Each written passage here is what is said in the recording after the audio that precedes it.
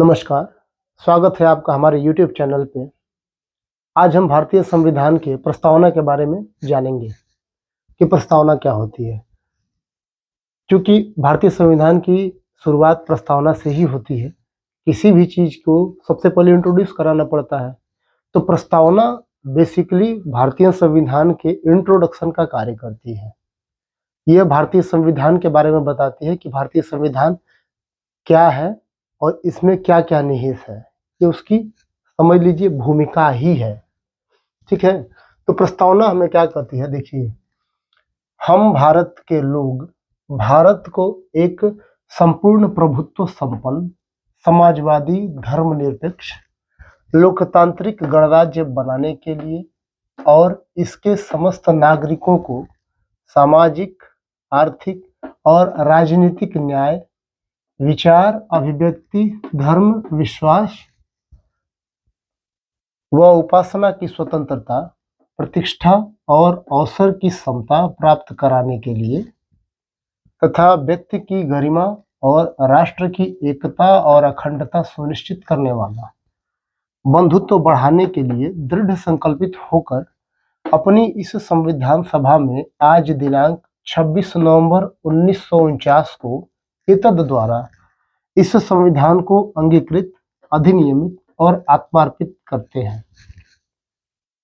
आप देख पा रहे होंगे कि इसमें भारतीय संविधान की जो है एक ढांचे को बता दिया गया है कि भारतीय संविधान किस प्रकार का है। ठीक है, भारतीय संविधान में आप देखिए क्या है। सबसे पहले प्रभुत्व संपन्न है, ठीक है, समाजवादी है, धर्मनिरपेक्ष है, लोकतांत्रिक गणराज्य है। ठीक है, शब्दों पे आप देखते जाइए। ठीक है, और क्या क्या है, इसके समस्त नागरिकों को क्या है, सामाजिक, आर्थिक और राजनीतिक न्याय, ठीक है, राजनीतिक न्याय पाने का अधिकार है। स्वतंत्रता है किस चीजों की, विचार, अभिव्यक्ति, धर्म, विश्वास और उपासना की स्वतंत्रता है। समता है प्रतिष्ठा और अवसर की, प्रतिष्ठा और अवसर दोनों की समता प्राप्त करने के लिए तथा व्यक्ति की गरिमा और राष्ट्र की एकता और अखंडता सुनिश्चित करने वाला बंधुत्व, एक और शब्द है, बढ़ाने के लिए दृढ़ संकल्पित होकर। अब देखिए, जो भी हमने अंडरलाइन किया है ये सारे एक पर्टिकुलर विशेषता को दर्शाते हैं। ठीक है, कि भारतीय संविधान किस प्रकार का है। ठीक है, और इसमें से प्रत्येक शब्द को हम एक एक करके आगे समझते जाएंगे कि इसका अर्थ क्या है और ये शब्द अपने आप में क्या निहित करते हैं। प्रस्तावना में अब आगे हम देखेंगे कि प्रस्तावना के प्रमुख तत्व क्या क्या है। जैसा कि आप देख पा रहे हैं, सबसे पहले किसी भी चीज का एक सोर्स होता है, स्रोत होता है। तो प्रस्तावना जो है वो ये दिखाती है कि संविधान का स्रोत क्या है। भारत का संविधान है तो उसके सोर्स भी तो होंगे। तो भारत का संविधान का जो स्रोत है वो है हम भारत के लोग। यहीं से हमारा प्रेम्बल शुरू होता है, हमारी प्रस्तावना हम भारत के लोग से ही शुरू होता है। तो ये दर्शाता है कि संविधान की जो शक्ति है वो भारतीयों में ही निहित है। और ये इस शब्द से हमें पता चलता है, हम भारत के लोग। यही नहीं, हम भारत के लोग, भारत को एक संपूर्ण प्रभुत्व संपन्न समाजवादी धर्मनिरपेक्ष, इसी तरह तो शुरू होता है। तो हम भारत के लोग यहाँ पे ये दर्शाता है कि संविधान की जो शक्ति है, संविधान अपनी शक्ति भारत की जनता से प्राप्त करता है। इसीलिए कहा गया भारतीयों द्वारा भारतीयों के लिए निर्मित संविधान। ठीक है, तो सोर्स हमने जान लिया कि भारत के लोग इसके मूल में निहित है। ठीक है, अब संविधान का स्वरूप देख लेते हैं। संविधान का स्वरूप क्या है, तो सबसे पहले संप्रभु शब्द पे आइए। संप्रभु शब्द का आशय क्या है? संप्रभु शब्द का आशय ये है कि अपने आप में सबसे बड़ा होना, उससे ऊपर कुछ नहीं हो सकता है। जो अपने आप में संपूर्ण है, सबसे ऊपर है, वही संप्रभु है। तो भारत अपने आप में संप्रभु है। ठीक है, हालांकि कई बार आक्षेप भी लगे हैं कि राष्ट्रमंडल के अधीन होना या फिर यूनाइटेड नेशन के सदस्य के रूप में होना इसकी संप्रभुता को कैसे मतलब डिफाइन कर पाएगा, संप्रभुता को कैसे परिभाषित कर पाएगा। तो देखिए, ऐसी बात नहीं, संप्रभुता का आशय जो है वो राष्ट्रमंडल में शामिल हो जाने से या यूनाइटेड नेशन में शामिल हो जाने से उसके अधीन नहीं हो जाता है। इसका तात्पर्य है कि हम उसके केवल एक सदस्य मात्र हैं, जब इच्छा होगी वहां से हम हट सकते हैं। ठीक है, ये स्वेच्छा पर निर्भर करता है। संप्रभु होने का सिंपल सा अर्थ ये है कि अपने निर्णयों को अपनी खुद की स्वेच्छा से लेना। मान लीजिए अगर कोई व्यक्ति है और वो कहे कि मैं संप्रभु हूँ, लेकिन उसके ऊपर भी तो कोई होगा। अगर उसकी बात वो मानता है और करता है और करने के लिए बाध्य है, तो अपने आप में वो संप्रभु नहीं है। तो संप्रभुता उसे कहते हैं जिसके ऊपर और कोई दबाव न बना पाए। तो भारत अपने आप में एक संप्रभु राष्ट्र है। दूसरा, समाजवादी। भारत में समाजवादी का जो स्वरूप है वो भारतीय संविधान के लिखने से पहले ही, भारतीय संविधान निर्मित हुआ था उससे पहले ही समाजवादी के जो गुण है, समाजवाद के गुण, वो भारत में निहित थे। ठीक है, हाँ, हालांकि जब ये शब्द जोड़े गए तो ये दिखाया गया कि हाँ, समाजवाद जो है भारत की एक मूल भावना है। वाद विचारधारा जो है वो भारत की मूल में ही है। संविधान लिखने के पहले भी समाजवाद जो था वो भारत के इतिहास का ही एक हिस्सा रहा है। ठीक है, तो समाजवाद में अब दो तरह के समाजवाद होते हैं, गांधीवादी और मार्क्सवादी। गांधीवादी और मार्क्सवादी, हालांकि हम इन्हें बाद में देखेंगे, ये अलग टर्म्स में आ जाएंगे। लेकिन भारत में गांधीवादी और मार्क्सवादी दोनों प्रकार की समाजवाद की मिलीजुली रूपरेखा देखने को मिलती है। इसके बाद आता है जो अगला टर्म, वो है धर्मनिरपेक्ष, पंथ निरपेक्ष। व्यक्तिगत राय अगर मेरी आप जाने तो मैं भारत को पंथ निरपेक्ष कहना ज्यादा उचित समझता हूँ। पंथ निरपेक्ष और धर्मनिरपेक्ष में भी कुछ डिफरेंस है, बहुत थोड़ा सा, बहुत बड़ा डिफरेंस नहीं है, लेकिन वो हम किसी और दिन चर्चा करेंगे तो उसके बारे में जानेंगे। धर्मनिरपेक्ष या पंथ निरपेक्ष, यहाँ पे इसका आशय ये है कि संविधान में ये लिखा गया है पंथ निरपेक्ष का अर्थ कि भारत के परिप्रेक्ष्य में भारत किसी भी पंथ या संप्रदाय को नहीं मानेगा, सबको समान तरीके से, सबको समान अवसर प्रदान करेगा, सबको समान रूप से सहयोग करेगा। ठीक है, जबकि पाश्चात्य देशों में धर्मनिरपेक्षता का आशय कुछ अलग था। धर्मनिरपेक्षता का आशय पश्चिमी देशों में धर्मनिरपेक्षता का आशय ये था कि सरकार जो है, सरकार या फिर यूं कह लीजिए राज्य जो है वह धर्म से दूरी बनाकर रखेगा। राज्य जो है वो धर्म के मामलों में इंटरफेयर नहीं करेगा, क्योंकि पाश्चात्य देशों में होता यह था कि वहां पे चर्च का ही राज चलता था, राजा भी चर्च की बात मानने के लिए बाध्य था। तो उस समय वहां पे जो वो मान्यता थी कि वो धर्म में हस्तक्षेप नहीं कर सकता है, ठीक है, राज्य। लेकिन हमारे यहाँ ऐसा नहीं है। पंथ निरपेक्ष का तात्पर्य ऐसा नहीं है कि भारत जो है वो किसी धर्म को सहयोग नहीं करेगा। ये इसका सिंपल सा एक अर्थ है कि राज्य का अपना कोई धर्म नहीं होगा, राज्य जो है सभी धर्मों को समान रूप से फलने फूलने का अवसर देगा। डिस्क्रिमिनेशन, भेदभाव जैसी भावना यहाँ पे नहीं रहेगी। यही पंथ निरपेक्ष का यहाँ पे तात्पर्य है। लोकतंत्रात्मक का अर्थ क्या होता है? लोकतंत्रात्मक का अर्थ ये होता है जहां प्रत्यक्ष रूप से जनता जो है या परोक्ष रूप से जनता ही चुन करके सरकार को लाती हो, जहां जनता का शासन हो। यहाँ पे आप देख सकते हैं भारत जो है ये लोकतंत्रात्मक गणराज्य है, यानी भारत में हम कह सकते हैं कि क्या है, लोकतंत्र है। इसके भी अलग अलग टर्म्स होते हैं, लोकतंत्र, इसके विरोध में राजतंत्र, और भी कई तरह के तंत्र हैं, लेकिन यहाँ पे जो मूल हमारा उद्देश्य है उस पर हम ध्यान रखेंगे, लोकतंत्र। लोकतंत्र भी दो प्रकार का होता है, एक होता है प्रत्यक्ष और एक होता है परोक्ष। प्रत्यक्ष और परोक्ष। प्रत्यक्ष लोकतंत्र में जनता जो है वो सीधे निर्वाचन करती है और चीजों को, और अपना मत दे करके और प्रत्यक्ष लोकतंत्र में जनता सीधे सीधे निर्णय में भागीदार बनती है, जबकि परोक्ष लोकतंत्र में जनता जो है अपना एक प्रतिनिधि चुनती है और ये प्रतिनिधि जो है निर्णयों को लेने में सक्षम होते हैं। भारत में जो लोकतंत्र है, लोकतंत्र का अर्थ है कि यहाँ की जो कार्यकारिणी परिषद है वो विधायिका के प्रति उत्तरदायी होगी। कार्यकारिणी विधायिका के प्रति उत्तरदायी होगी।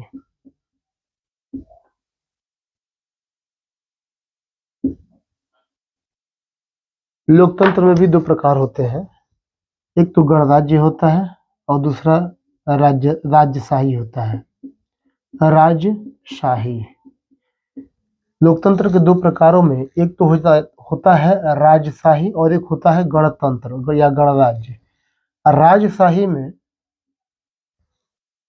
राज्य का प्रमुख कोई एक व्यक्ति होता है जो कि उत्तराधिकारी के माध्यम से चला आता है, जैसे कि राजा या रानी, और ये उत्तरोत्तर इसी तरह क्रमागत तरीके से बढ़ता हुआ चला जाता है।